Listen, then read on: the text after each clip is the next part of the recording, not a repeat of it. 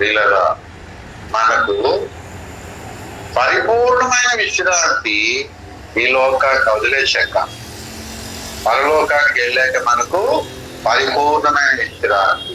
అది విశ్రాంతి లోకం మాట. అక్కడ మనకు అలసిపోయి సొలసిపోయి ప్రాణము సొమ్మసిల్లిపోయి భారముగా అనిపించే ఏ బాధ్యత అక్కడ ఉంటుంది. బాధ్యత అక్కడ కూడా ఉంటది. అక్కడే మనం రాజులు, రాణులు, బోధకులు, న్యాయాధిపతులు, ఎంతో పనులు ఉన్నాయన్నాడు. అవి మొయ్యాలి కదా, కానీ అవేవి కూడా మనకు భారంగా ఉండవు. అవన్నీ కూడా ఏసై అన్నాడు కదా, నా భారము తేలికగా అని అన్నాడు కదా. ఏసై భారం ఎలాగుంటుంది అన్నాడు, తేలికగాను సులువుగాను ఉంటుంది. ఈ బైబిల్ మొయ్యలేదా ఏమంటే మోసేస్తుంది, అలా ఉంటది.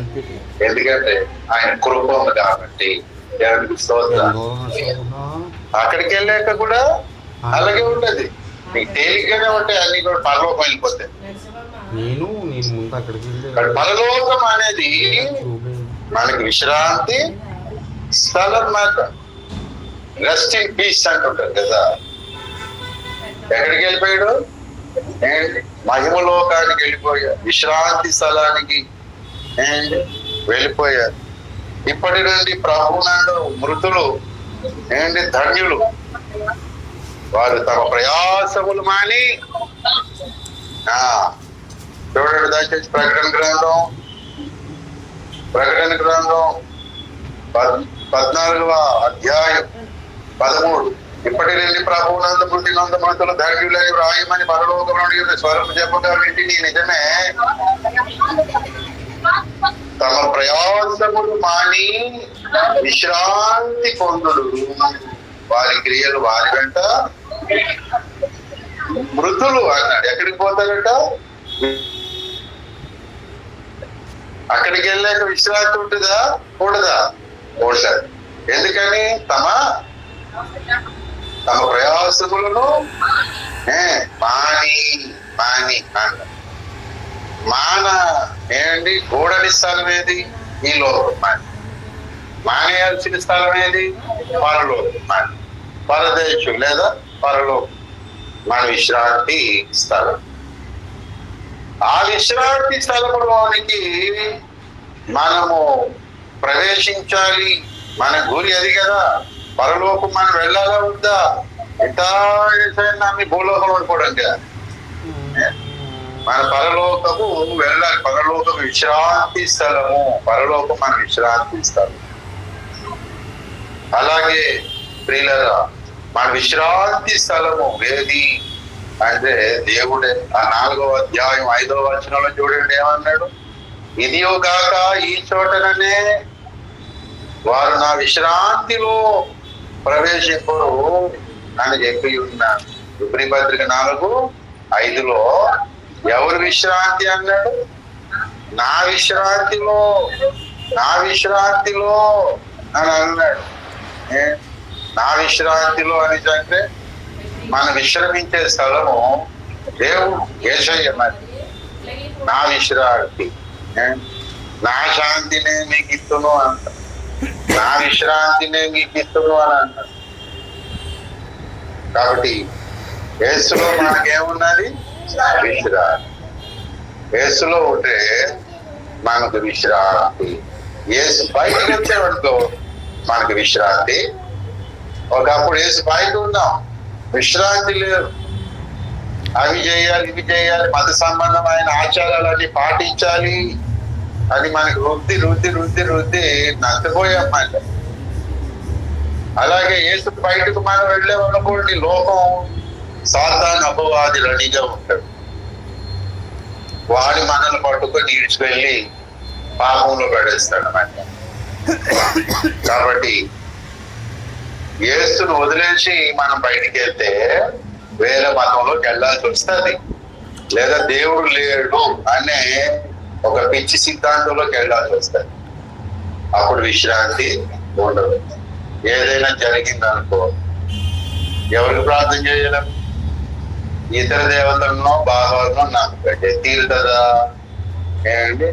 ఆ తర్వాత ఏమో మనమేమో పాపంలో పడిపోతాం. అప్పుడు ఎలాగా? ఈ పాపానికి విరుగుడు ఎవరు చేస్తాడు? మత సంబంధమైన పాపము, అలాగే శరీర సంబంధమైన, లోక సంబంధమైన కనబడే పాపాలు పడిపోతాం మనం. అప్పుడు మనకు విశ్రాంతి, మనశ్శాంతి అనేది ఉండదు. కాబట్టి ఈ లోకములో ఉన్నంత వరకు మన విశ్రాంతి స్థలము యేసు. దేవునికి స్తోత్రం. నమ్మి బాప్తిసం పొందిన వారందరూ ఏమవుతారు? సంఘంలోకి రావడం తర్వాత సంగతి. యేసు లోపలికి వస్తారు, యేసులో అవయవాలుగా చేర్చబడతారు. దేవునికి స్తోత్రం. యేసులో ఒక అవయవం కానీ మనం కానీ అయిపోయాం అనుకోండి, యేసు అవయవంలో ఒక అవయవంగా మారిపోతే ఇక అవయవం అప్పటి నుంచి ఏం చేస్తుంది? ఇక అవయవం తప్ప పని చేస్తుందా? ఆ అవయవం మళ్ళీ ఎవరి చేతి చేయగానే వాడికి స్వస్థత అయిపోతుంది, వాడికి దెయ్యం వదిలిపోతా ఉంటుంది, ఆ అవయవం మాట్లాడుతూ ఉంటుంది, ఆ అవయవం వింటా ఉంటుంది దేవుని స్వరం. ఇదంతా ఏంటంటే మనకి మనశ్శాంతి లేదా విశ్రాంతి, అంటే భారము పోయి నెమ్మది కలుగుతుంది. యేసు అవయవములో ఒక అవయవుగా మారిపోతాం. యేసులో చేర్చబడితే మనకు విశ్రాంతి. దేవునికి స్తోత్రం. అలా ఈ లోకములో ఉన్నంత వరకు విశ్రాంతి స్థలమేమో యేసయ్య. ఈ లోకాన్ని విడిచిపెట్టిన తర్వాత విశ్రాంతి స్థలము యేసు ఉన్న లోకం. యేసు ఉన్న లోకం మనకు విశ్రాంతి స్థలం. ఈ విశ్రాంతిలో మనం ప్రవేశింపకుండా మనం తప్పిపోతామేమో, జాగ్రత్త పడండి అన్నాడు. ఇక అది చూసి మనం ముగించుకుందాం. మనం చదివిన మూలవాక్యం దగ్గర మళ్ళీ రండి. ఆయన యొక్క విశ్రాంతిలో ప్రవేశించదు మన వాగ్దానం ఇంకా నిలిచి ఉండగా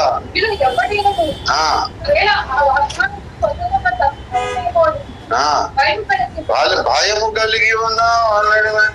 నెగిటీజీ అన్నట్టు ఉండకూడదు, నిర్లక్ష్యం ఉండకూడదు, అశ్రద్ధ ఉండకూడదు, భయం కలిగి ఉండాలి అన్నాడు. ఇక ఏసై నామే పరలోకం వెళ్ళిపోతే భయం ఎందుకు సార్ అనేసి అంటే, నువ్వు ఏసై నామి తడితే భయం ఎక్కువ ఉండాలి నాన్న. పుట్టిన తర్వాత బిడ్డకి భయం ఉంటారు కదా, పుట్టక ముందు అడిగి భయమా? అమ్మ కడుపులో ఉన్నంత వరకు అడిగి భయం ఏమైనా ఉందా? వాడు భయం ఏంటంటే తెలిసి అమ్మ కడుపులో ఉన్నప్పుడు అసలు ముందు అమ్మ కొడతాదని భయం ఉంటాడికి లేదు. పుట్టిన తర్వాత అన్ని కొడతాడేమో అని భయం ఉంటది, కానీ పుట్టక ముందు అన్ని కొడతాడేమో అని భయం ఉంటుందా? టీచర్ గారు కొడతారని భయం ఉంటుందా? రోడ్డు మీద కుక్కలు అరుస్తే భయం ఉంటుందా? అమ్మ ఆ కడుపులో ఉంటాడు, అమ్మ వెళ్తా ఉంటది హాస్పిటల్కి, బో బో బో అని అరుస్తారు మాట. ఈ తల్లిని చూసి ఆ కుక్కలు వీడేం చేస్తాడు? పడుకునే భయము లేదుగా నాకు భయము లేదు, ఆ పాట పాడుకుంటా ఉంటాడు. వీడు లోకంలోంచి బయటికి రాగానే మొదలెడుతుంది భయము. దేవునికి స్తోత్రం. దైవ భయం ఉండాలి, లోక భయం ఉండాలి. లోకం నన్ను ఏం చేసేస్తారో అని జాగ్రత్త కొరకైన భయం ఉండాలి. దేవునికి ఎక్కడ నేను బాధ పెడతానేమో, ఆయనకి విరోధంగా ఎక్కడ ప్రవర్తిస్తానేమో, ఎందుకంటే జారిపోయే లోకం ఇది అని చెప్పి భయం ఉండాలి. ఒక పక్క దేవుడికి భయపడుతూ ఉండాలి, ఇంకొక పక్క లోకానికి కూడా భయపడుతూ ఉండాలి. ఎందుకంటే ఇది ప్రమాదాలలో ఎప్పుడు ఎక్కడ పడిపోదో మనకు తెలియదు. ఆశా చూపి మోసం చేసే లోకం ఇది. ఈ లోకానికి వచ్చినప్పుడు యేసయ్యే ఏం చేశాడు? భయభక్తులు కలిగి ఉన్నందున అంగీకరించడం. యేసయ్య కూడా ఈ లోకానికి వచ్చి దైవ భయము ఆయనకి పైన వాసనగా ఉన్నదట. యెషయా 11వ అధ్యాయంలో చెప్తారు. యేసయ్య కూడా దైవ భయం ఎలాగుంది? పై కొంచెం చెప్పండి, మీకు ఉందో లేదో కానీ. మీ యేసయ్య కొరకు చెప్పరా?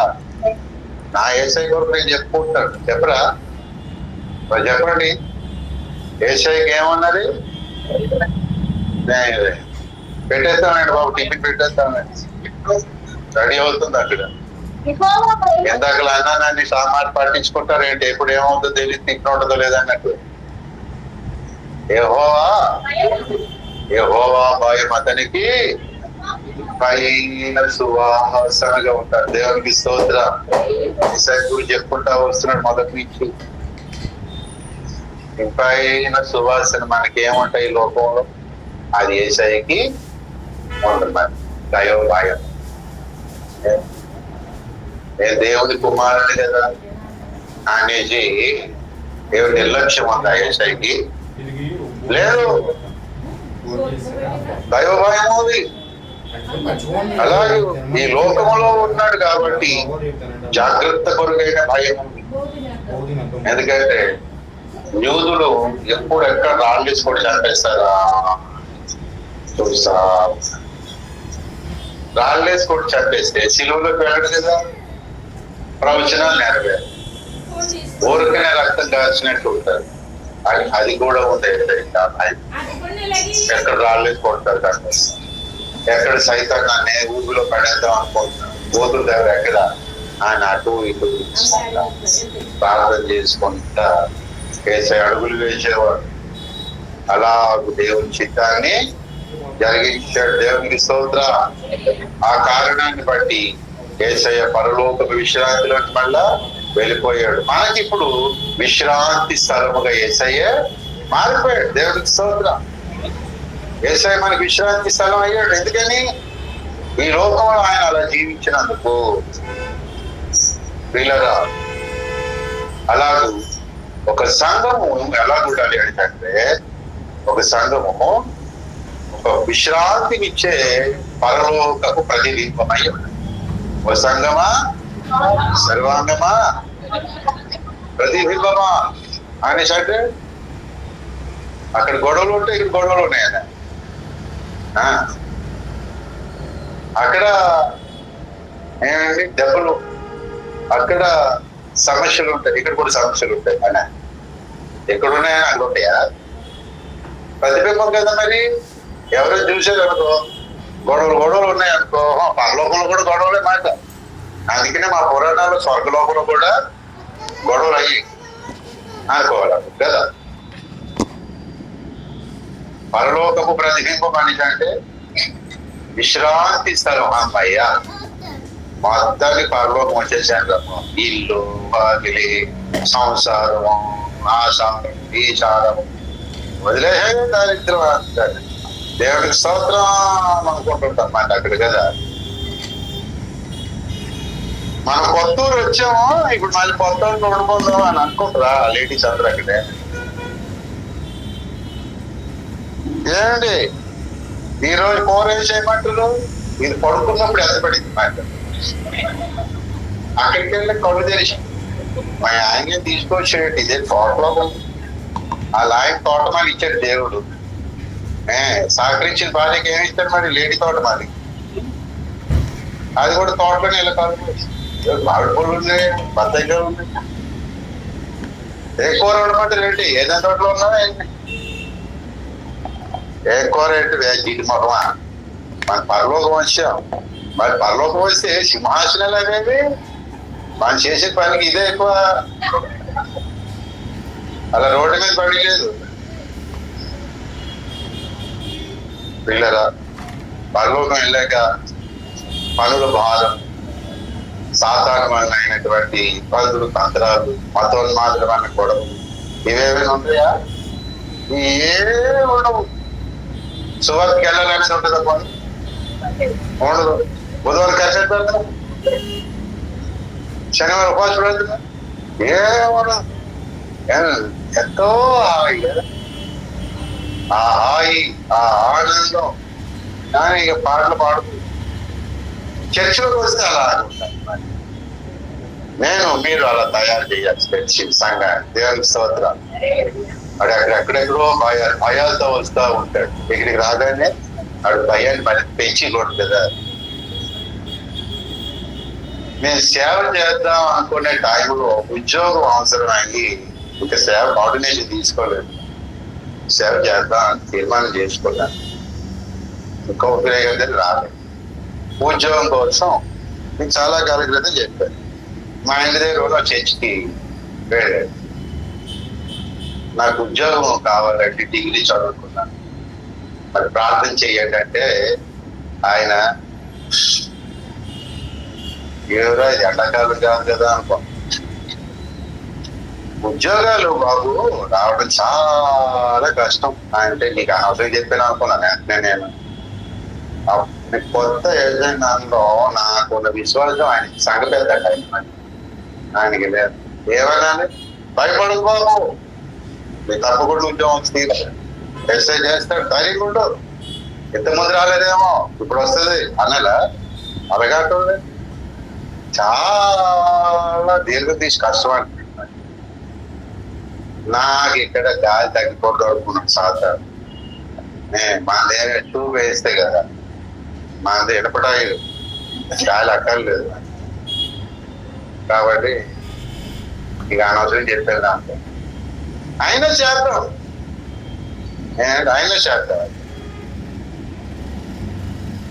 వీడు కానీ సాతాను శోధించిన కొండ మీద నువ్వు మనిషి కుమారుడు అయితే రొట్టె తినేయాలి కదా, రొట్టె చేసుకుని తినేయాడు ఆయన. వీడైతే చేసేద్దాం ట్రై చేస్తాడు. మనకి ఆ రోజు ఆ సంఘ పెద్ద ఎందుకు అన్నాడు కానీ ఈ రోజు శివుడు అయిపోతాడు. ఆయనకి కాదు, మనందరికి. ఎవరి దగ్గర ఇలా అనొద్దు అని అంతేగాని ఆయన అంటే మనకేమవుతుందండి. నాకు ఏంటి ఈయన ఇలాగంటున్నాడు, నాకు ఈయన చెప్పాల్సింది నేను ఇప్పుడు ఈయనకి చెప్పాల్సి వస్తున్నాను అని అప్పుడు అనిపించింది. 90 ఏళ్ళు నేను ప్రార్థన చేశాను, అడిగిన ఉద్యోగం రాకపోతే ఇంకొక ఉద్యోగం చేసుకుంటాం, అవసరమైతే అటు తోడుకుంటాను అని అనుకున్నాను. అలాగే అనొచ్చా? వాడి మీద ఇంకా ఏం చేసినట్టు పారు మోపుడు, అనుమానం అనే పారాన్ని మోపేసి అలా మోపొద్దు భారాన్ని. ఇక్కడికి రాగానే ఏం చేయాలి, వాడు ఎంత భారంతో ఎంత అనుమానంతో వచ్చినా ఏమనుకోవడం ఏంటిది, వేరే లోకం అనుకున్నావా, బంధువుల లోకం అనుకున్నావా, మీ ఇంట్లో లోకం అనుకున్నావా, ఇది పరలోకం. ఇది పరలోకం. ఇక్కడికి వచ్చావంటే సరైన చోటు విశ్రాంతి స్థలంలోకి వచ్చావు. ఎండాకాలం సెంట్రల్ ఏసీలోకి వచ్చేసావు, పడుకో హాయిగా, మా పని మేము చూసుకుంటాం. కొత్తడు కదా పడుకోబెట్టేసి మనం ప్రార్థన చేయగల ప్రభా నా కోసం ఈయన పరువు పోతుంది. ఇప్పుడు లేకపోతే ఎల్లరా ఉద్యోగం వచ్చింది ఎలా అది సాక్ష్యం చెప్పుకుంటాం. అది ఇక్కడికి వచ్చాక వాడు ఏమవ్వాలి, గద్దించబడి వాడిలో ఉన్నటువంటి తప్పులు, వానిలో ఉన్న దైవ వ్యతిరేకత, వాటికి తెలియని దోషాలు ఏమైపోవాలి, వదిలేసుకోవాలి.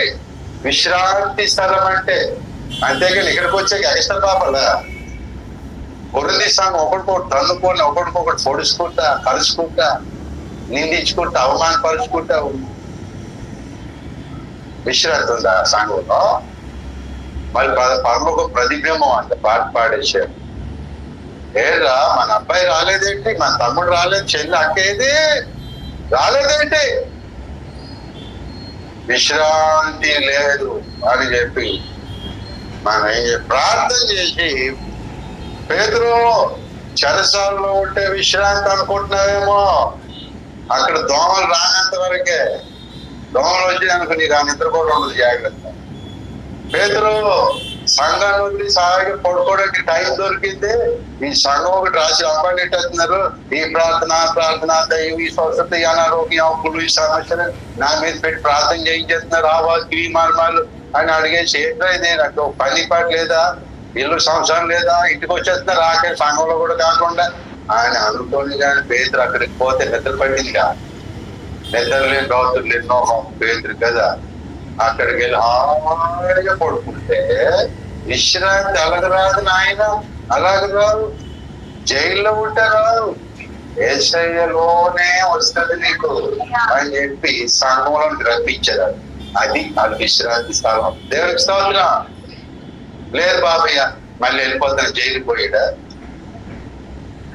ఇదిగో సార్ వీళ్ళందరూ ప్రార్థన చేసి దేవదూతను రప్పించి నన్ను సంఘానికి రప్పించారు. వీళ్ళు నన్ను జైలు వేసేయండి మళ్ళా అని వెళ్ళాడా పౌలు?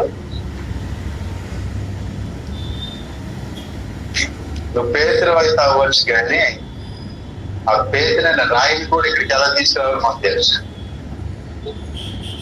విశ్రాంతి ఎక్కడ తెలిసిన మేము ఎక్కడుంటే అక్కడే ఉంటుంది. నీకు విశ్రాంతి కావాలంటే పేతురు, నువ్వు సంఘంలో నువ్వు రావాలి. నేను జైల్లోకి రావు.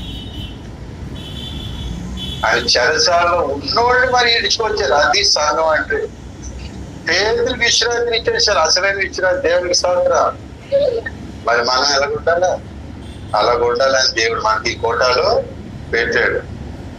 నాకు ఇదేంటి, నాకు ఆ సమస్య లేదు, సమస్య లేదు. విశ్రాంతి ఉన్న స్థలం ఇదే. దేవుని సంఘమే విశ్రాంతి ఇస్తారు. మన వాళ్ళు ఇంటి దగ్గర ఉంటే ఏదో లాగా ఉంటది అని చెప్పి ఇక్కడికి వచ్చి ప్రార్థన చేసుకుంటా ఉంటారు. మళ్ళీ టైంకి వెళ్ళిపోయి ఫోన్ చేసేస్తారు. మళ్ళీ వస్తారు. వాళ్ళ ఖాళీ సమయం ఇక్కడికి వచ్చి ప్రార్థన చేసుకుంటా ఉంటారు. ఎవరైనా ఎక్కడున్నావు బాబు అని చర్చిలో ఎవరెవరు ఉన్నారంటే పేర్లు చెప్తారు. అక్కడ వాడు ఉన్నాడు, ఈ ఉన్నాడు, ఆయామే ఉంది. ఏం చేస్తారు అక్కడ అంటే ప్రార్థన చేసుకుంటారండి. మరి ఎందుకు ఫోన్ చేశారు? ఖాళీగా ఎక్కడైనా ఉన్నావేమో నీకు పని చెప్తామని చర్చిలో ప్రార్థన కదా చేసుకోలే. చెప్పండి అది చేస్తామంటే ప్రార్థన చేసిన డిస్టర్బ్ చేయకూడదు. ప్రార్థన చేయి. ఎవరైనా ఖాళీగా ఉంటే వాడికి చెప్తారు. చర్చిలోకి ఎందుకు వస్తారు? ఇంట్లో ఒక్కసారి మనకు ప్రతికూల పరిస్థితి వస్తుంది. కుటుంబాన్ని బట్టి, చుట్టుపక్కల పరిస్థితులు బట్టి సాతాను ఇంట్లో ప్రభావం ఎక్కువగా ఉండదు కాబట్టి నీ మీద ప్రభావం చూపిస్తారు. సంఘంలో అయితే, మందిరంలో అయితే సైతాన్ ప్రభావం అంత ఉండదు. మరి ఇక్కడ నిత్యము స్తుతి, ఆరాధన, ప్రార్థనలు జరుగుతూ ఉంటాయి కదా. దేవుని ప్రభావం అక్కడ ఉండిపోతారా? దేవుడు వెళ్ళిపోవచ్చు, మనం వెళ్ళిపోవచ్చు. ప్రభావం మాత్రం ఇక్కడ ఉండిపోతుంది. మందసము దాగోని గుళ్ళోకి వెళ్ళింది. దేవుడు అక్కడ లేడు, యాజకులు లేరు. మందసమే ఉన్నమాట. పెట్టే కదా అనుకున్నాడు. పెట్టే కదా అని చెప్పి దాగోని కప్పెట్టింది మాట. దేవునికి స్తోత్రం. ముందు పడుకుంటాడు, బుద్ధి తెచ్చుకోండి అని ఈ లేపేశారు మాట. ఇంకెవరు చూడలేదు కదా, లేపేశారు మాట. లేపేస్తే మళ్ళీ అందరూ వస్తారు కదా అని ఎట్లా లేపుతున్నావు అని చెప్పేసి పాటలుగా తీసేసాడు. ఆ మందసం ప్రభావం పాటలు పోగానే సిగ్గిపోయింది. దాన్ని నిలబెడితే ఏమవుతాయి? ఎవరైనా ఇక సూర్యబాబులో గడ్డి తుమ్మిడు అనుకోండి, ఇక అంటే మళ్ళీ మొక్కలు పడిపోతాయి. ఆ పూజ చేసిన మీద పడిపోతామని చెప్పి ఆడి రావడం మానేస్తాం. అది దాగోన అంటే గుళ్ళో దాగుకుంటుంది. పేరేంటి, పని ఏంటి? పేరైన మార్చ, పని అయిన మార్చ అని చెప్పి ఇద్దరు దాగోనని దాక్కుందని మనకేంటి అని చెప్పి బయటపడి చేస్తారు మొత్తం. మనల్ని కూడా అప్పుడప్పుడు ఏం చేస్తుంటారు? సెప్టెంబర్, అక్టోబర్ నాడు ఏం చేస్తూ ఉంటారు? దాచిపెట్టి తీసుకెళ్లి సముద్రంలోని పడేస్తూ ఉంటారు కదా. అక్కడే మీకు వదకండి. ప్రభావం ఏమైంది? ప్రభావం మాత్రం మందిరంలో ఉండిపోతుంది. దేవునికి స్తోత్రం. మందిరాన్ని అంత చులకనగా చెయ్యొద్దు. ఏ బాబు గుడికి రాలేదా? తప్పలేదా? ఇక్కడ అవ్వ ఉండదు బాబు, ఆదాం కూడా ఉండదు. దేవుని ప్రభావం ఉంటుంది. దేవుడు ఉంటాడు. అంటే ఆహ్వాలేదు సార్. అంటే మాకు అదే కనపడుతుంది మీ స్వరంలో. వీళ్ళగా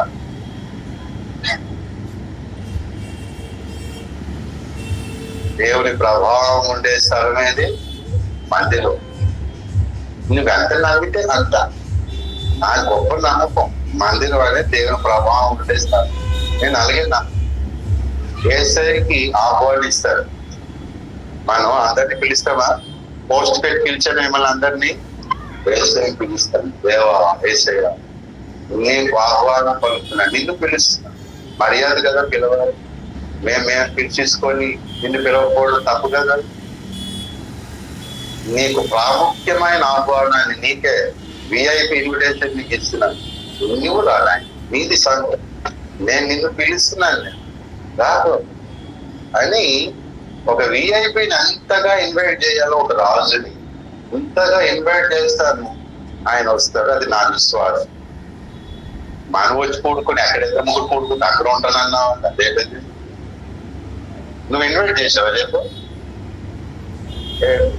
మోక్షుడి గారు అలా నేర్పలేదు, దేవదాసాయి గారు అలా నేర్పలేదని మనకు చెప్పాడు. 3 కుర్చీలు వేసిన తర్వాత 7 కుర్చీలు వేయండి, తండ్రి కుమార్ పరిశుద్ధాత్మ అవుతారు, నవ్వారట. ఏమో మీ ఇంటికి మీ సంఘానికి రావడేమో కానీ మా సంఘానికి వస్తాడు ఆయన, అది 3 కుర్చీలు వేసాడు. అది ఆయన నమ్మకం కదా. మా ఇంటికి భోజనం పోతే దేవదాసాయి గారి నమ్మకం అంట, అందుకని కొంచెం ఉంచుతాడట.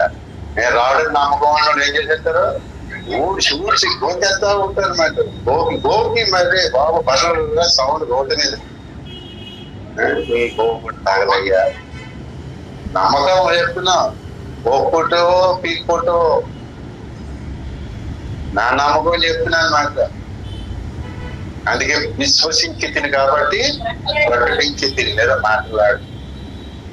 పిల్లరా, కొరింథీ సంఘం విశ్రాంతిని ఇవ్వగలిగిందా? కొత్తోళ్ళకి, పాతోళ్ళకి, భక్తులకి. పౌలుకి విశ్రాంతిని ఇవ్వగలిగిందా? గలతీ సంఘం ఇవ్వగలిగిందా? కక్షలు, భేదాలు, భిన్నాలు ఉండవలసిన వాడినేమో ఉండలేవు, ఉండకూడనేమో ఉండలేదు. ఆ దుర్మార్గుడిని వెలివేయండి, ఆ మారు మనసు పొందిన దుర్మార్గుడు ఉంచుతారు. మారు మనసు పొందినోడినేమో వస్తాడు రాని అంటే ఆని రాని. విశ్రాంతి ఇస్తున్నారా? మారు మనసు పొంది వస్తానంటే ఇచ్చారు వాళ్ళు? రానివ్వట్లేదు, విశ్రాంతి స్థలంలోనికి రానివ్వట్లేదు. వాడు యేసు అనే వ్యక్తిలో వాడికి విశ్రాంతి ఇచ్చాడు కానీ, యేసు ఇచ్చాడు కానీ, వీళ్ళు మాత్రం పరిశుద్ధుల మధ్య నాకు విశ్రాంతి ఉన్నది మందిరంలో అని చెప్పి వాడు నమ్మొస్తాడు, రానివ్వట్లేదు. అదొక సైతాను కుట్రా. ఆ మాట చెప్పి ఏమన్నాడు పౌలు? చూడండి దయచేసి 2వ కొరింథీ పత్రిక 2వ అధ్యాయం 2వ పత్రిక 10వ వచనం చూడండి.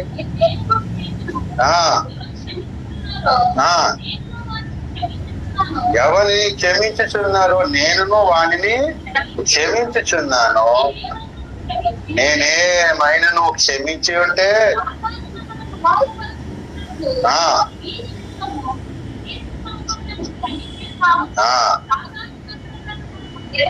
సాతాను మనలను, ఇంక్లూడింగ్ మీ, మైసెల్ఫ్ ఆల్సో, నన్ను కూడా పెట్టుకుంటున్నాడు. అందులో పెట్టుకొని ఏమంటున్నాడు? నన్ను కూడా మోసం చేసి మారు మనసు పొందినోడిని మనం క్షమించాలి అనేది మన కొత్త నిబంధనలో చెప్పిందే కదా, దేశం చెప్పిందే కదా. ప్రభువా నా సహోదరుడు క్షమాపణ అంటే ఎన్నిసార్లు క్షమించాలి? 77 అంటే 750 దాకా. అంటే వాడు మారు మనసు పొంది వస్తే నువ్వు ఎన్నిసార్లు అయినా మారు మనసు పొంది రాకపోతే క్షమించద్దు. నువ్వు క్షమించేసావు అనుకో, వాడు మారు మనసు పొందకుండా అప్పుడు సైతాన్ గారి మోసంలో పడ్డామని. మారు మనసు పొందినప్పుడు వాడు వస్తూ ఉంటే మనం రానికపోతే మళ్ళీ సాతాన్ మోసంలో మళ్ళీ పడ్డాం.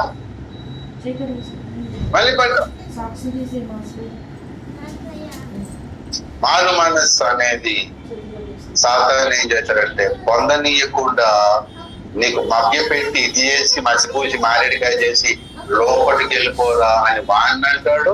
వాడు అలా వస్తూ ఉంటే చేరి తీసుకునేటట్టుగా మనకు నేర్పిస్తాడు. ఇక్కడ పప్పులు ఉడుకో ఏంటి, ఇక్కడికి వస్తామని కొంతమంది అన్నప్పుడు, ఒక వ్యక్తి కాకుండా వస్తామని కొంతమంది అన్నప్పుడు వాళ్ళు అబ్జర్వ్ చేసి ఎందుకు పర్లేదులేండి, ఎక్కడికి వెళ్ళినా పర్లేదు, ఏదో సంఘానికి వెళ్ళిపో అనేసేవాళ్ళు. ఎందుకో తెలిసిన నువ్వు అగాపే సంఘానికి రాకపోయినా పర్వాలేదు. మీరు మారు మనసు పొందినాడు ఇక్కడికే అగాపే రావడం ఏమనుందా? మారు మనసు పొందకపోతే నువ్వు ఏ సంఘంలో ఉన్నా ఒకటే, ఇక్కడ ఉన్నా ఒకటే, అక్కడ ఉన్నా ఒకటే, నీకేం దీవెన ఉండదు. మేము అగాపే సంఘం అండి, మారు మనసు లేదు. ఎందుకు మారు మనసు లేదు కాబట్టి అబ్జర్వ్ చేయగా, అది మాటల్లో అబ్జర్వ్ చేయగా మారు మనసు లేదని ఏదో సంఘం కంటే పర్లేదు లేదు, మెట్లెక్కలేకపోతుంటారు కదా, పర్లేదు ఏదో సంఘానికి వెళ్ళిపోండి బాబు. ఇక్కడ వేరే యుక్తి ఉంది బయట, సైతాన్ తాంత్రంలో మోసపోకూడదని నేను మన సంఘం.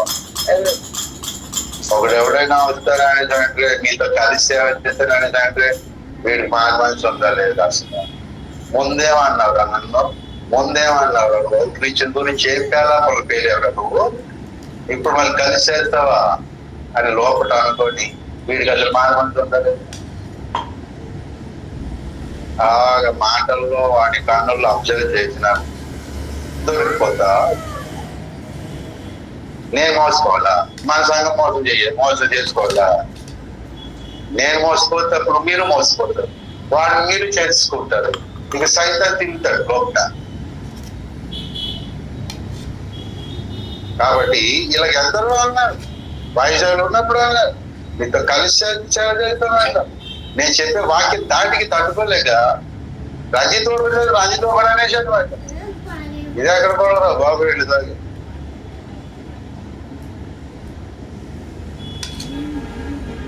ఇప్పుడు కలిసి చేసేది లేదు, ఏమీ లేదు, వదిలేసారు పని.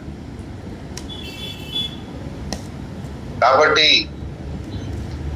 వీడికి విశ్రాంతి కావాలి. ఇప్పుడు లోపలికి వస్తాను అంటున్నాడు, బయట ఏమో విశ్రాంతి, బయట ఉంటే ఏముంటాడు? అపవాది ఉంటాడు, బయట ఉంటే లోకపు మనుషుడు, బయట ఉంటే అంత దుఃఖము, అపాయము, ప్రమాదాలు ఉన్నాయి.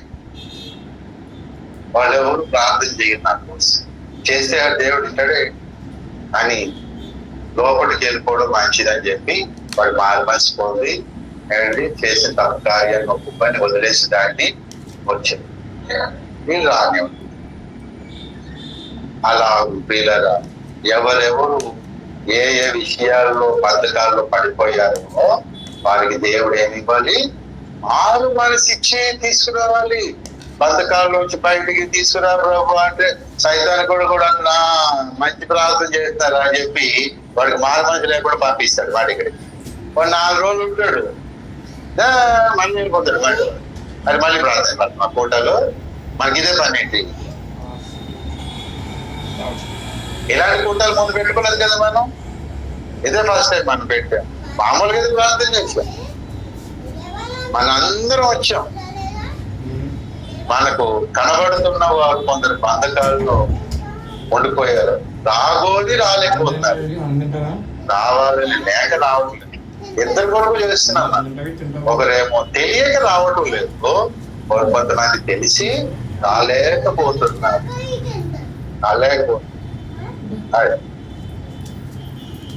కాబట్టి ఈ ఇరువురు కొరకు ప్రార్థన చేయడం ప్రత్యేకమైన కూటాలు ఇప్పుడే మనం పెట్టాం. కాబట్టి ప్రియులరా, సంఘం అనేదంటే మారు మనసు పొందేవానికి విశ్రాంతినిచ్చట్టు. వీడు మారు మనసు పొందారు కదా, కంటిన్యూస్ గా ప్రతి దాని విజయమే మారు మనసు పొందుతూ విశ్రాంతి పొందుతూ ఉండే స్థలం పేరే సంఘము లేదా మందిరం. దేవుడికి స్తోత్రం. మందిరం అంటే అంత ఈజీగా ఎవ్వరు తీసుకోవద్దు. సైతాన్ని మనల్ని అలా చేస్తాడు. మా ఇష్టం వచ్చాడు వద్దాం, ఇష్టం వచ్చాడు పోదాం. వేసాయి అన్నాడు, ప్రయాసపడి వారము అయితున్న వారు రాదా నా ఎందుకు రండి నేను విశ్రాంతిని ఇస్తానని చెప్పి మళ్ళీ ఏమన్నాడు? నా యొద్ద నేర్చుకున్నది అప్పుడు నీకు విశ్రాంతి కలుగును. మత్తయి 11:29 చదవండి.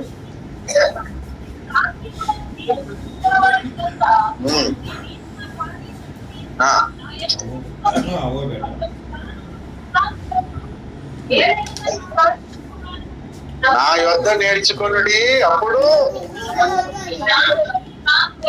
నేర్చుకునే స్థలమే సంఘము లేదా మందిరం.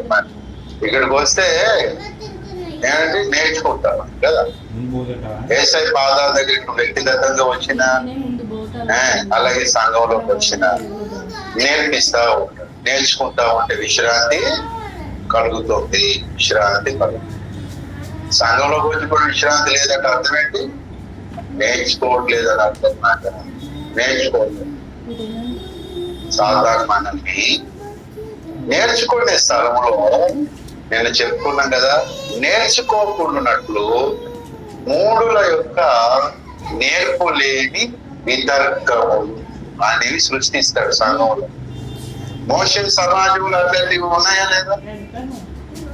ఎప్పుడు వివాదాలే అక్కడ కదా. 10 మంది ఉంటే మరి వివాదాలే. ఓ 10 మంది ఉంటే ఏం వివాదాలు ఉండవు. అన్ని లక్షల మంది వివాదాలు, ఓ రకరకాల వివాదాలు. వాళ్ళకి విశ్రాంతి దొరికిందా? మనం చదువుకున్న మూలవాక్యం ప్రకారం వీరికి విశ్రాంతి దొరికిందా? వారి విశ్రాంతిలో ఏం కాలేకపోయారు? విశ్రాంతిలోనికి ప్రవేశించలేకపోయారు. విశ్రాంతిలోనికి ప్రవేశించలేకపోయారు. ఆ 4వ అధ్యాయం 1వ వచనం, ఆయన యొక్క విశ్రాంతిలో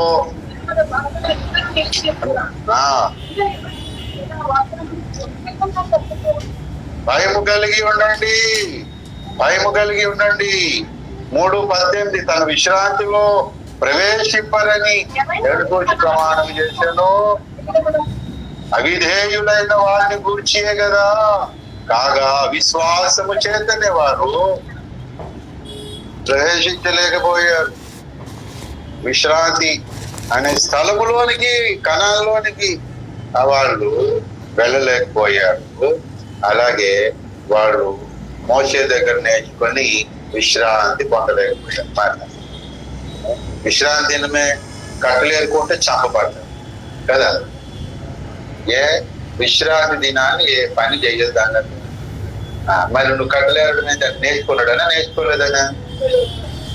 సరే, అది అడగాలి కదా. కట్టలేరుకునేటప్పుడు, కట్టలేరుకోక ముందు అక్కడికి వెళ్ళేవాడు మగ ఆడ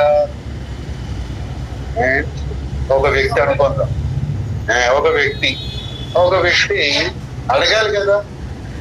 మోషేకో అక్కడ ఉన్న సగ పెద్దకో అడగాలి, అయ్యా ఏంటి మరి కట్టెలు లేవు, సడన్ గా మరి పొయ్యి పెట్టాలా, రొట్టె కాల్చాలి, పిల్లలు ఉన్నారు, అక్కడ ఉంది కదా. ఒక్క 5 నిమిషాలు అడిగితే ఏమైంది? అడగలేడు. పిల్లలకి ఆగ్రహించింది, వాటి పెట్టాలా, పొయ్యి వెలిగించాలా. దేవుడు కోపం. నువ్వా నేర్చుకోలేదు, తర్వాత అడగలేదు, నీకు ఇష్టం వచ్చినట్టు నడుస్తున్నానంటే ఆయన దేవుడు ఆయన వదిలేశాడు పోనీలే అని. ఇంకొకడు ఏరా అంటే వాడిని ఏమలేదు, నన్ను అంటావేంటి, ఇప్పుడు నేను నన్ను చంపుతానంటే మరి ముందు వాడిని ఎందుకు చంపలేదు అంటాడు. ఈ 2వ వాడు చూసి 3వ వాడు చూసి ఇంకా అందరూ అలాదయ్యాడు. అందుకే దేవుడు ముందే ఏం చేశాడు, మొదలు తుడిచేశాడు మాట ప్రతి వాణి భయం కాదు. వాడు నేర్చుకుంటే ఏమొచ్చిందో విశ్రాంతి, చావు ఉండదు, దుఃఖం ఉండదు కదా. చక్కగా తిని విశ్రాంతి పొందుదు. విశ్రాంతి దినాన్నే విశ్రాంతి లేకుండా చనిపోవద్దు. కారణం అవిధేయత. వీళ్ళగా అలాగూ మనము నేర్చుకున్నట్టు అంటే 2వ రాకడ ఎప్పుడు నేర్చుకున్నట్టు అంటే మనం పరలోకానికి వెళ్ళిపోయిన సింహాసనాలు ఉంటాయి. నేర్చుకున్నట్టు అంటే ఇతర బోధం తప్పు మన బోధం ఇంతవరకేనా నేర్చుకున్నట్టు అంటే? ఇక మిగతావి లేవా? మన వ్యక్తిత్వం యేసులాగా మారుడు కొరకు ఏమి నేర్చుకోవాలి అనేది, తర్కిస్తే ఎలా తర్కించాలని నేర్చుకున్నది. ఇలాంటి ఎన్నో విషయాలు ఉన్నాయి. ప్రార్థన నేర్చుకోవాలి, ప్రార్థన నేర్పడం ఎలా నేర్చుకోవాలి. ప్రార్థన మనం నేర్చుకున్నాం, ఇతరులకు నేర్పుట అనేది ఎట్లాగా నేర్చుకోవాలి కదా. స్కూల్ టీచర్ అవ్వాలంటే బిఈడి ఉండాలా లేదా? బిఈడి ఉండాలి. మరి బిఈడి అంటే ఏంటి? బ్యాచులర్ ఆఫ్ ఎడ్యుకేషన్ అనేది అంటే బిఈడి అంటే పిల్లలకి పాఠాలు ఎలాగ నేర్పించాలి అనే కోర్సు వేరే ఉంటుంది కదా. మళ్ళా నువ్వు చదివింది బిఏ, అది బిఏ చదివిస్తానంటే కుదరదు. నువ్వు చదువు ఎలా చెప్పాలో మళ్ళీ నీకు నేర్పుతుంది చదువు. అది పాస్టర్ ఎన్నో గుళ్ళోకి వస్తావు కానీ పాస్టర్ ఎలా కావాలో కూడా నేర్పిస్తారు కదా. అలాగూ ఇతరులకు నేర్పించట కొరకు కూడా మళ్ళీ నేర్చుకోవాలి. మన కొరకు నేర్చుకోవాలి, ఇతరుల కొరకు బోధన విద్య నేర్పుడి అని అన్నారు. నేర్పుడి అంటే ముందు మనకు రావాలి కదా. మనకు రావాలంటే రోధించేవారు ఉండాలా? ఆ ఉన్నత నువ్వు రావాలి కదా. ఏది మరి మననేమో మంచిదాన్ని మాట అదే కదా. నేర్చుకోవలసిన ప్రార్థన విద్య, బోధన విద్య నేను ఇంకా నేర్చుకోలేకపోతున్నాను. రోదన విద్య నేను ఇంకా నేర్పలేకపోతున్నాను. రోదన విద్య మనం నేర్చుకోవాల్సింది ఉంది కదా. మరి ఇప్పుడు ఇలా రోదన విద్య నేర్చుకోవడం కొరకు నువ్వు వస్తే అప్పుడు విశ్రాంతి వస్తుంది. రాలేదనుకో ఏమొస్తుంది? విశ్రాంతి రా. కాబట్టి ప్రియులరా, మనకు ఏంటి ఈ లోకంలో ఉన్నప్పుడు మనకు విశ్రాంతి స్థలము రెండు. ఒకటేమో యేసయ్య, ఇంకొకటేమో సంఘము లేదా మందిరం. పరలోకం అసలైన విశ్రాంతి స్థలం, పర్మనెంట్ విశ్రాంతి స్థలం మనకది. దానికి ప్రతిబింబంగా టెంపరీగా ఈ లోకం మనకు టెంపరీగా తాత్కాలికంగా సంఘము విశ్రాంతి స్థలం. కాబట్టి ఈ విశ్రాంతిలోకి మనం ప్రవేశించలేకపోతే పరలోకం విశ్రాంతి స్థలంలోనికి ప్రవేశించలేము. యేసు అనే విశ్రాంతి ఇచ్చే వ్యక్తిలోనికి మనం ప్రవేశించలేకపోతే ఇక్కడ కూడా ఈ విశ్రాంతి స్థలంలోనికి రాలేము, ఆ విశ్రాంతి స్థలంలోనికి కూడా మనం పోలేము. దాని కొరకు ఏం చేయమన్నాడు? ఒక మాట చూసి ముగిద్దాం చూడండి. మళ్ళీ రండి మూలవాక్య దగ్గరికి మళ్ళీ రండి.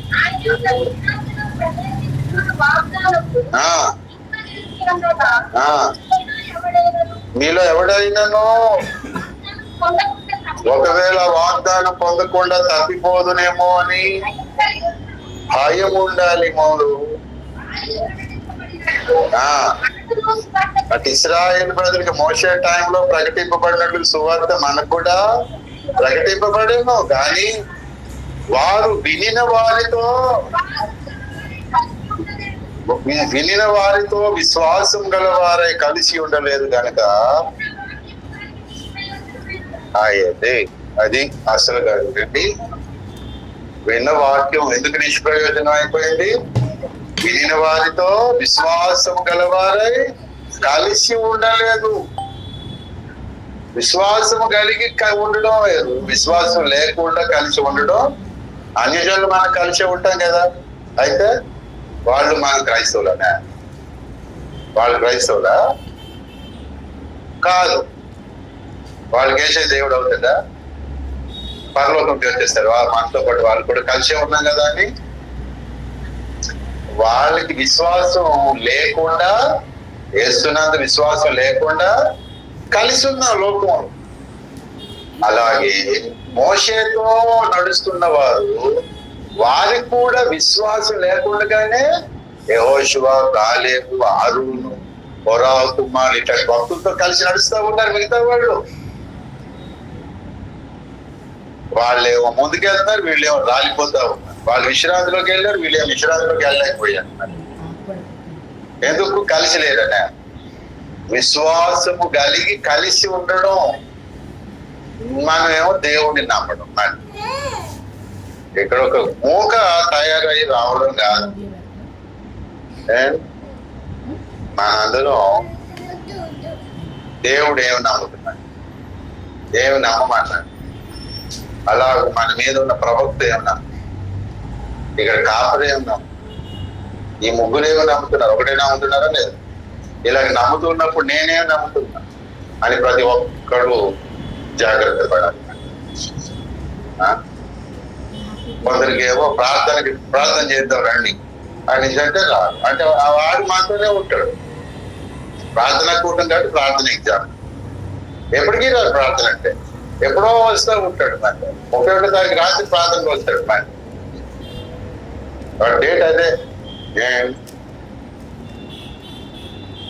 ప్రార్థన అంటే కొంతమంది పెద్దకి ఇష్టం ఉండదు, కానీ ఆదివారం ఆరాధనలు కలుస్తూ ఉంటారు. మన సంఘమే కాదు, ఎన్ని సంఘాలు. వీడి విశ్వాసం వేరు, వాడి విశ్వాసం. వీడి ప్రార్థన ద్వారానే దేవుణ్ణి చేరుకోగలను, పరలోకాన్ని చేరుకోగలను అని ప్రార్థన ద్వారా పరిష్కారం చేసుకోగలను, పరిశుద్ధులు కాగలను, ప్రార్థన దేవుడికి విధేయత చూపడం అని ఒకటి నమ్ముకుంటాడు, వాడి విశ్వాసం. ఇంకొకటి ఏంటి అని నమ్మడాలని వీడు కలిసే ఉంటాడు, కలిసే భోజనం చేస్తూ ఉంటారు. అన్ని రాకల్లో వీడు ఎంత పడతాడు వాడు ఉండిపోతాడు.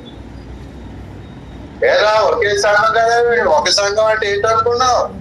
విశ్వసించేవారు అంత కలిపితే ఒక సంఘం. మనుషులు కలిసి ఉన్నందుకు అదే ఒక సంఘం కాదు. అక్కడ నమ్మకుండా ఉన్నాడు అక్కడ. అలాగెన్ని విషయాల్లోనూ ఇలాగెన్నో విషయాలకి ఒక్క మాట మాత్రం పౌలు చెప్పాడు. ఒక్క బోధ విషయంలో, ఒక్క మాట విషయంలో వాళ్ళందరూ కూడా తగ్గిపోయారు. ఏంటో తెలిసిన ఏంటి అంటే వాళ్ళేమో బుద్ధి చెబుతూ ఉంటే తృణీకరించారట. నేను బుద్ధి చెబుతూ ఉంటే తృణీకరించాడు. చూడండి దయచేసి ఏప్రిల్కు రాసినటువంటి పత్రిక 12వ అధ్యాయం 25వ వచనం.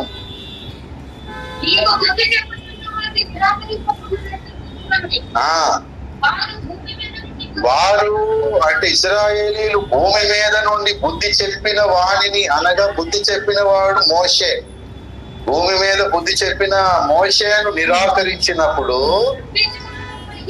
తప్పించుకొనకపోయిన ఎడల పరలోకము నుండి బుద్ధి చెప్పుచున్నవాడు అంటే యేసయ్య.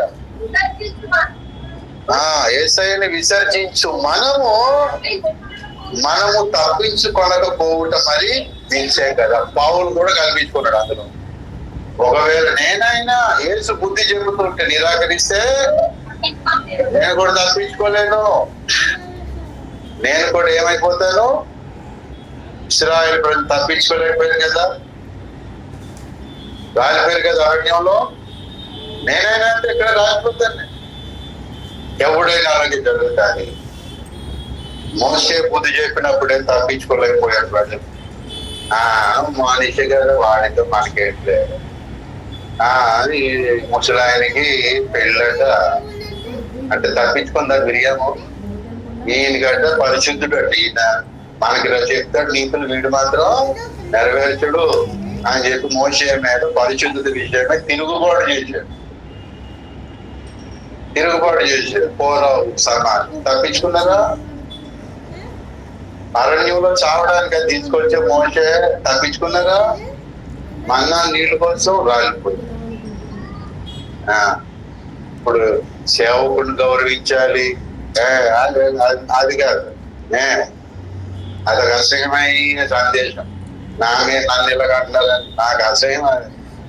నువ్వెవడు రా నాకు తీర్చరా? దేవుడు తీరుస్తాడు ఏదైనా.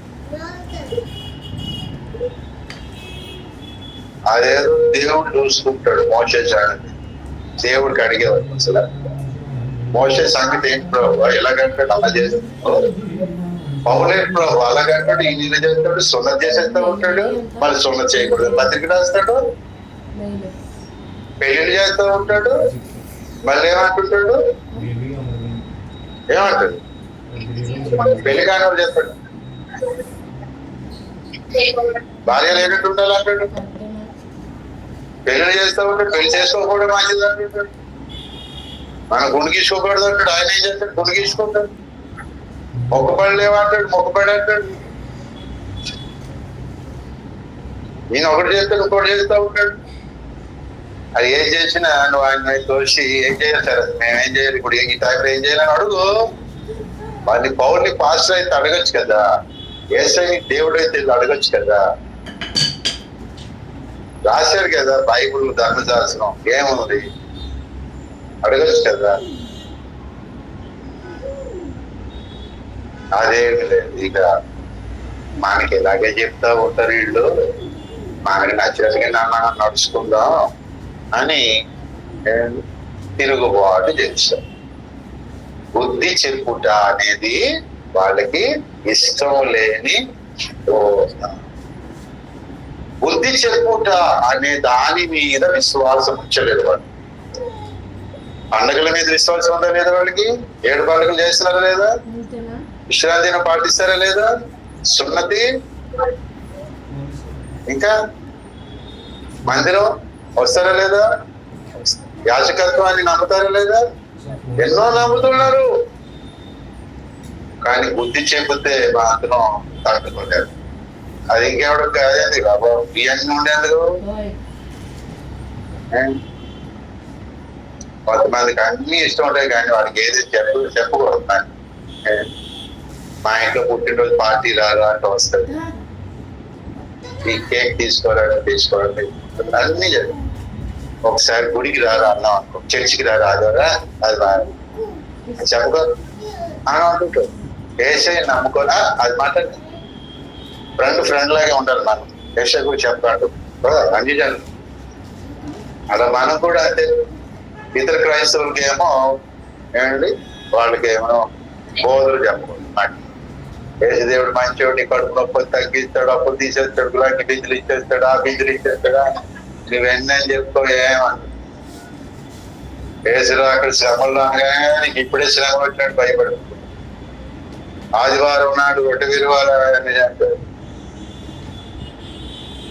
అలాగే మోషే దగ్గర ఉన్న ప్రవక్త దగ్గర ఉన్న ప్రజలు, ఈ ప్రవక్త దగ్గర ఉన్న ప్రజలు కూడా ఏం చేయొచ్చు? బుద్ధి చెప్పుచున్న వాడిని నిరాకరించదు. అంత డేంజర్ అది. అలాగే నిరాకరించారు కాబట్టి ఏమయ్యారంట వాళ్ళు? తప్పించుకోలేకపోయారు. అంటే విశ్రాంతిలో ప్రవేశింపలేకపోయారు. మీరు కూడా విశ్రాంతిలో ప్రవేశించాలి అనుకుంటే, మీరు తప్పిపోతామనే భయం మీకు ఉంటే మీరు కూడా పని చేయాలని మనకు ఆ విశ్రాంతి విషయమై మాట్లాడుతూ పౌలు అన్నాడు.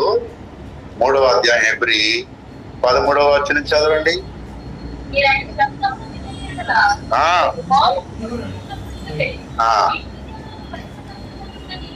మీ హృదయములను కఠినపరుచుకొనకుడని ఆయన చెప్పాను కనుక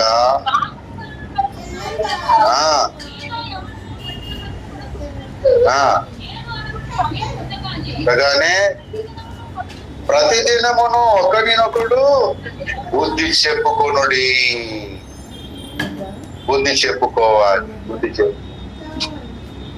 బుద్ధి చెప్పుకోవడం అనేది మనం డైలీ ఉండాలా? ఎప్పుడో ఆదివారం నాడు ఎప్పుడో ఉండాలి. ప్రతిరోజు చెప్పుకోవాలి. ఇంట్లో ఏదో ఒక కనబడినప్పుడు ఏదో ప్రార్థన చేసేవా అమ్మా, ప్రార్థన చేసేవా, చేయలేదా? చేయకపోతే సాధారణ వాళ్ళు నా నష్టాలు పాపంలో పడుతాం. ప్రార్థన చేయకపోతే, దేవుతో మాట్లాడకపోతే ఏదో ఒకటి చెప్తా ఉండాలి.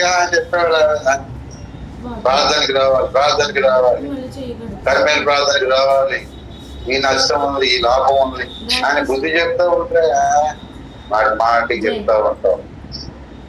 ఏరా నేను పాపం చేయమన్నా, నీ ఆస్తి అంత ఇచ్చి మళ్ళా అవసరమైతే మా ఆస్తి ఇస్తామంటున్నా కదా. నీకు వీలు పడకపోతే నీ ఇంటి పనులు నేను చేస్తామంటున్నా కదా. నేను అన్నాను ఒకరే కదా, నేనా అన్నా. మీరు ఒకే మీ ఇంటి పని మీ పనులు చేస్తారు. మీ ఇంటి పనులు, మీ గిన్నెలు నీటి ఊడుస్తారు, దొడ్లు నూడుస్తారు, వాటిని ఊడిస్తారు. అవి అన్నాను కూడా కొంతమంది సేవ చేసే వచ్చి కాలు పీకుతా ఉంటే కాలు పడతాను. కాలు పడతావా?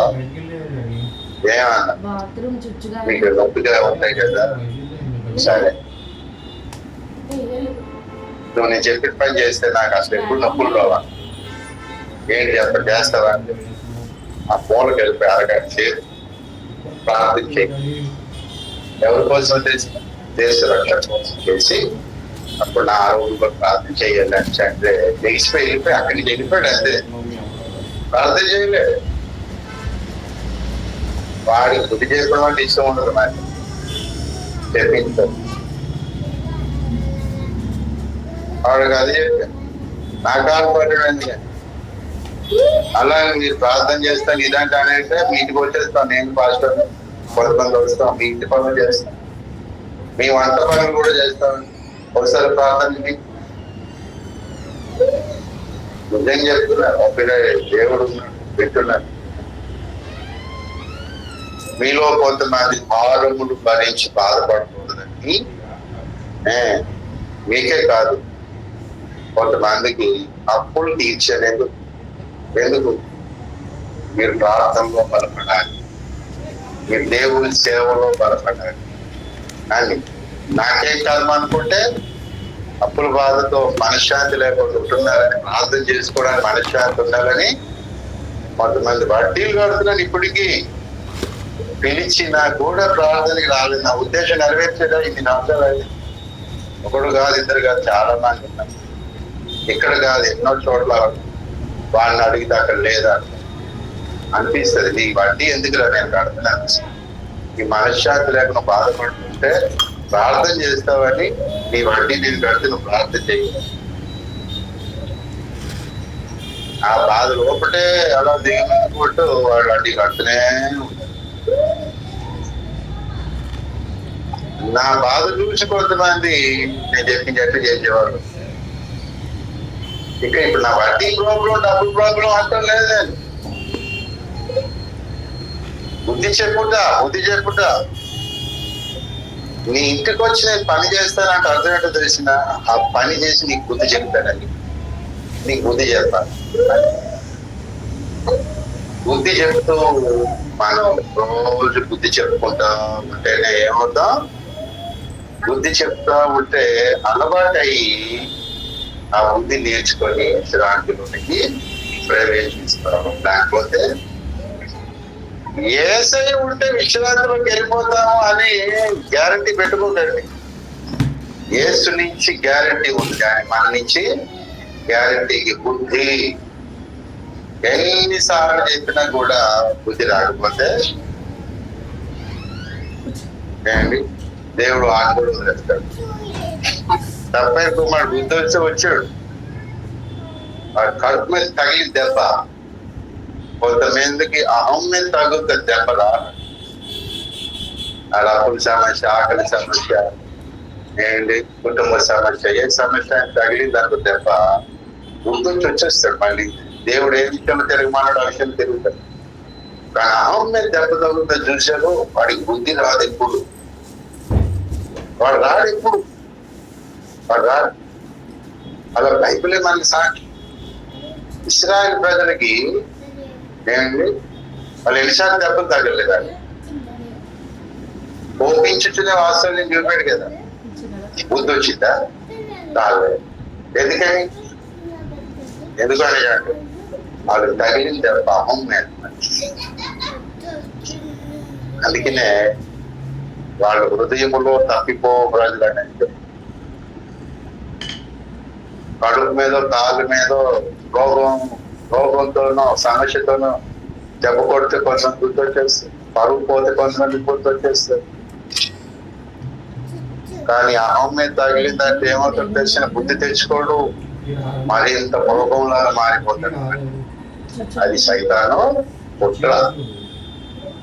కాబట్టి యేసు నమ్మిన మనం ఇంట్లో కానీ ఎవరైనా మనకి ఏదో ఒకలాగా బుద్ధి చెప్తున్నారు నాకు అని తీసుకుంటే మనం విశ్రాంతిలో ప్రవేశిస్తాం అనేది గ్యారంటీ. దేవునికి స్తోత్రం.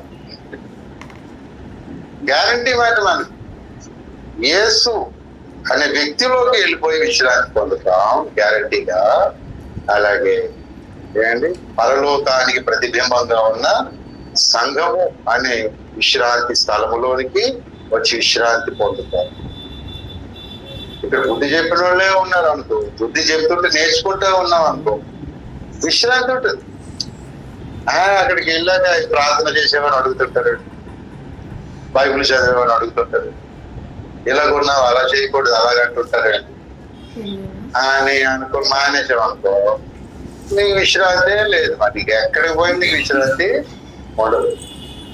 మనకేమో పాలిష్ కొట్టి పొగిడి గిగిడి చేసేవాళ్ళు ఉన్నారు, అక్కడికి వెళ్తే ఏమవుతుంది? బుద్ధి వస్తుందా? నీకు ఉన్నవసరానికి పోతుంది మరి. ఈడొక ఏంటండి అమాయకం, అక్కడికి వెళ్తే కనపరుస్తారట, చెట్టెక్కించగరా అంటుంటారు. ఎందుకని? చెట్టు మీద పడేస్తారు కదా. నేను వైజాగ్ లో సంఘం కొత్తగా ఆరంభించి నడుపుతా ఉంటే ఒక తల్లి కొడుకులు వచ్చారు. ఆమె కొంచెం సీనియర్ మాట, నాకే పాఠాలు నేర్పుదాని వచ్చింది. నేను కొత్త, ఆమె వస్తూ ఉంటే కొత్తగా వచ్చినోడికి ఎప్పటికి ఇప్పుడు ఏమి ఇవ్వను మాట. ఆమె కూడా ఏమి ఇచ్చేవాడు కాదు, చేసేవాడు కాదు అన్నట్టు కుట్టివాడు మాట. 2 నెలలు అలా ఊడ్చుకోండి వచ్చింది. వచ్చిన తర్వాత మా చర్చి విశ్వాసకి అడిగి దశభాగాలు ఎంత వస్తాయి? ఆమెకేందుకు, నా విశ్వాసులకే తెలియదు దశభాగాలు ఎంత వస్తాయి. అసలు నాకే తెలియదు. ఎందుకని? వాళ్ళు పెట్టేసి పడేస్తారు. ఎవడంత ఇచ్చాడు అంటే అన్ని కలగపడకం అయిపోతున్నాడు. నాకేం తెలియదు, అది దేవుడికి తెలుసు. అలాగన్నదా అనేసి అలా ఇక ఒకసారి ఆమె అన్న మాటకి గట్టిగా నేను బుద్ధి చెప్తే తిట్టిసిపోయింది నాకు. ఆ మరునాడు ఆదివారం అటువైపుకి వెళ్తా ఉంటే వాళ్ళ ఇంటి వైపు పక్కన చర్చ్ ఉంది. ఆమె పేరు వేరే కానీ ఆ పేరు పెట్టి ఇప్పుడు అమ్మగారు వచ్చి మనల్ని ఆటల్లో నడిపిస్తారు. ఆ రోజు జరిగింది రంగానికి. ఆమె భీకరంగా పడదు, ఆ దారిలో ఎత్తుతా. అది కదా ఆమె కావాల్సి వచ్చి నా దగ్గరికి. అది దొరకలేదు ఆమెకి. ఒక దెయ్యానికి విశ్రాంతి కోసం ఎత్తుక్కుంటూ వచ్చిందంట. ఎక్కడ ఖాళీగా ఉంటుందా అనుకుని వస్తే అది విశ్రాంతి కోసం ఎటో పోయిందంటే అక్కడ దొరకలేదు విశ్రాంతి. దానికి బుద్ధు విశ్రాంతి స్థలం ఎక్కడైతే వదిలేసిపోయిన ఇంటికి వెళ్తాను అనుకుందండి. మళ్ళీ ఆ సంఘానికి వచ్చింది. ఈడైతే విశ్రాంతి ఇస్తాడు అనుకుని వచ్చింది మాట దయ్యం. ఈమె తీసుకొచ్చింది మాట. కుదరలేదు. ఆమెకి ఇప్పుడు పోస్ట్ ఇవ్వాలి, అధికారం ఇవ్వాలి మాట. ఆమెకి అప్పుడే ఇవ్వలేదు, ఇప్పుడు ఇస్తాడా? అక్కడికి వెళ్ళా పాటలు నడిపించడానికి నాకు నవ్వు వచ్చి అదా నీ బాధ చూసారా? సైతంగా ఎంత మాయ చేసి ఆమెకంటే చిన్నోడు నేను పాస్టర్ బుద్ధి చెప్పానని ఇష్టపడలేదు. ఉంటే ఎంత సత్యం నేర్చుకున్నాం, ఎంత అభిషేకం ప్రభావం. ఆ సంఘంలో చిన్నోడు సేవకులు అయిపోయింది మాట. ఏమే ఉన్నది అనుకో నమ్మకంగా ఏం చేస్తాం? స్త్రీలను అభిషేకించాం కదా, మనం అభిషేకించి ఆమె కూడా నువ్వు ఉండాలి నడిపించు అని అంటాం కదా. ఓపిక పట్టలేకపోయింది. బుద్ధి గల మాట ఆమెకి అహం మీద గుచ్చుకుంది మాట. ఈట గుచ్చినాడు, వెళ్ళిపోయింది. విశ్రాంతి లేని చోటకు పోయింది. ఇది ఒక ఉదాహరణ. ఆమె పేరేంటి, ఆమె ఎవరు, మనకి అవసరం ఆ సర్వే విశ్రాంతి పోగొట్టుకోవడానికి. మీరేమో అక్కడికి వెళ్ళరు కానీ మైండ్ లో ఉంటది కదా ఎవరై ఉంటారు. పిల్లలు ఒకరు ఇలాగా ఎవరై ఉంటారు. ముందు అది మనకి సబ్జెక్ట్ అది కదా, పేరు మాట, అంశం అది కాదు. ఏం చెప్పారు అది? పిల్లలు కొంతమంది బంధకాల్లో పడి రాలేకపోతే ప్రార్థన చేయకపోతే ఏమైనా పూజ చేస్తావు గుడికి వెళ్ళి పేర్లు గోత్రం అని అడుగుతారు. ఇక బంధించబడిన వాళ్ళు ఎవడో దేవుడు తెలుసు. మనం ఎవడో అనుకుంటున్నాం, దేవుడు ఇంకెవడో అనుకుంటాం. అసలు వాళ్ళు ఎక్కడే కూడా ఉండొచ్చు కదా. కాబట్టి బుద్ధి చెప్పుకోట అనేది దేనికి ఆధారం, దేనికి తార్కాణం? అది మన విశ్రాంతి గ్యారంటీగా పోతుంది. కాబట్టి బుద్ధి మనకు మనం చెప్పుకో. నీకు నువ్వు బుద్ధి చెప్పుకోవడవా, నీకు నువ్వు బోధ చేసుకోవడమా అన్నట్టు పౌలు రోమా పత్రిక కదా. మనకు మనం బుద్ధి చెప్పుకోవాలి, మనకే మంచిది. ముందు మన ఇంట్లో వాళ్ళకి మన బుద్ధి చెప్తా ఉంటే విందా, చెప్తాం వాళ్ళకి. దేవుడు ఏమన్నాడు? మన సంఘం నడిపిస్తున్న పాస్టర్ గారు ఏమన్నాడు? ఏమన్నాడు ఆయన? అది చేద్దాం, మనం వచ్చాయి వాళ్ళు చేద్దాం. ప్రభుత్వం ఏమన్నాడు? వాళ్ళు చేద్దాం అని ఇంట్లో బుద్ధి చెప్పుకోవాలి. ఎందుకంటే మనోళ్ళు కదా, మనోళ్ళు కానీ త్వరగా ముందు మనం చెప్పుకుంటే మనకు మనం వినుకోవా? ఆత్మ బుద్ధి చెప్పుకుంటుంది, ప్రార్థన చేయకుంటే పాడైపోతావు.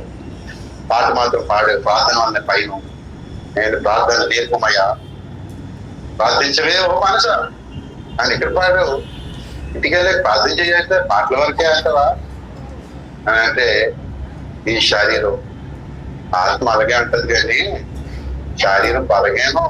అందులో ఆడవాళ్ళు మరీ బల పడుకో అమ్మాయి, పడుకు చెయ్యి సాయి అని చెప్పి ఏం చేయాలా? మొగలే బుద్ధి చెప్పించుకో. అదేదో శరీరం తిరగబడుతూ ఉంటుంది మన మీద, ఏం చేయాలి? మొన్నేమో ఓఫీరాయ్ గారు ఏమో నీ బతుకు గూడు సోనా అన్నది కదా. ఎంత 1000 సంఘాలు కట్టాను కానీ సేవ ఎందుకు చేసి ఏసులాగా మారకపోతే నేను అని అనేశారు కదా. ఆమెకి మళ్ళీ ఆయన అక్కడ అన్నాడే కాకపోతే వదిలేసేవాటే ఇక్కడ పాస్టర్ గారు చాంతాలు వచ్చింది అట్లా. నేను దేవుడు దర్శించాడు, నీ బతుకు గుండు సొన్నా, నీ భక్తి సొన్నా అని అన్నది. మరి గుండు సొన్నా అనేసి అంటుంటే సొన్నా బతుకు ఆడుకుంటుంటే మన ఆత్మల బుద్ధి చెప్తా ఉంటే దాన్ని శరీరాన్ని పౌరులాగా ఏం చేయాలి? బహుపరచాలి, విశ్రాంతిలో ప్రవేశిస్తాం. కాబట్టి మనకు మనమైతే బుద్ధి చెప్పుకుంటాం, అప్పుడు మన ఆహానికి దెబ్బ తగ్గదు. ఇంకెవడని చెప్తే మనకి ఈ మాత్రం ఆ మాత్రం అహం ఉంటుంది. మనుషులు కదా. సైతాన్ గడి పోతూ ఏం చేశాడట?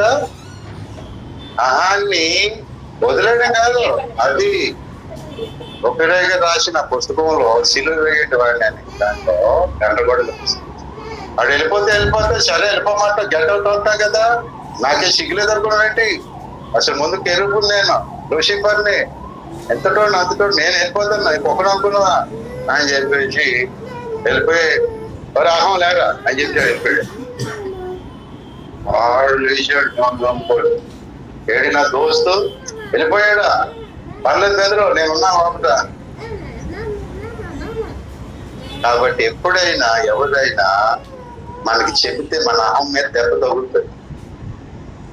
ఎంత ప్రవక్త అయినా, భక్తుడైనా, నేనైనా, ఎంత అపోస్తుడైనా ఆ అహం మీద దెబ్బ తగులుతుంది. కాబట్టి ముందే మనం టీచ్ చేసుకుంటా ఉంటే ఇది అలవాటు ఇంకొకటి చెప్పినప్పుడు కొంచెం కష్టపడినా లోబడిపోతాం. ఆ తర్వాత ఇంకా సులభంగా అప్పుడు పరలోకము నుండి బుద్ధి చెప్పుకోవాలంటే తిరస్కరించాలి. బుద్ధి చెప్పు నాయన నాకంటాం. దేవునికి స్తోత్ర. ప్రియులరా, మనం విశ్రాంతిలో ప్రవేశించకుండా, ఎందరో విశ్రాంతిలో రానియకుండా సాతాను మనల్ని బుద్ధి విషయమై మనల్ని చిన్న పిల్లలుగా చేసేస్తాం. కాబట్టి మనం బుద్ధి విషయమే ఎలా ఉండాలి? పెద్దవారిగా ఉండాలి. దుష్టత్వ విషయమే చిన్న పిల్లలలాగా ఉండాలి. చిన్న పిల్లలలాగా పిల్లలకి బుద్ధి చెప్తే వెంటనే నేర్చేసుకుంటారా? వాళ్ళకి అర్థం కాదు కదా. మనం అలాగే కోరి తీసాను. కాబట్టి మనం తప్పనిసరిగా విశ్రాంతిలో ప్రవేశించాలి. అలాగెందరో అవిశ్రాంతి చేత బాధపడుతున్నాడు. ఏసై పిలుస్తున్నాడు, మనం రాని. వాళ్ళని కూడా విశ్రాంతిలోకి రానిద్దాం. మన సంఘ బిడ్డలు ఎవరెవరు విశ్రాంతిలో లేక బంధకాలలో ఉన్నారు, అవిశ్రాంతి చేత వాళ్ళని కూడా ఇప్పుడు మనం వచ్చినట్టుగా ప్రార్థన చేద్దాం. పరిశుద్ధాత్మ దేవుడు మనకు సహాయం చేయగాక. ఆమేన్. ప్రార్థన చేసుకుందాం. కళ్ళు మూసుకోండి. ఒక గంటన్నర సమయం ఉంది చక్కగా మనకు. అందరం 5-10 నిమిషాల లోపే ప్రార్థనలు చేద్దాం. ఒక 10 మంది అయినా చేద్దాం కనీసం ఈరోజు. మళ్ళీ సాయంత్రం కూడా ఉంటుంది, ఉండగలిగిన ఉండండి. ఇంతవరకు కూర్చున్నాం కాబట్టి ఒకసారి లేచి నిలబడదాం. అందరు లేచి నిలబడండి. లేవగలను, నిలబడగలను అనుకున్న నిలబడి, లేవలేను అనుకుంటే పర్లేదు. మొత్తానికి మేల్కొని మనం ప్రార్థనలు గడుపుదాం. అలాగూ ప్రియులరా, ముందు ప్రభువుని స్తుతిద్దాం. విశ్రాంతిలోనికి మనం ప్రవేశించుతున్నట్లుగా, విశ్రాంతిలో నిలిచినట్లుగా ఆయన మనకి ఇచ్చిన బోధన బట్టి మన ప్రభు వైపు చేతులు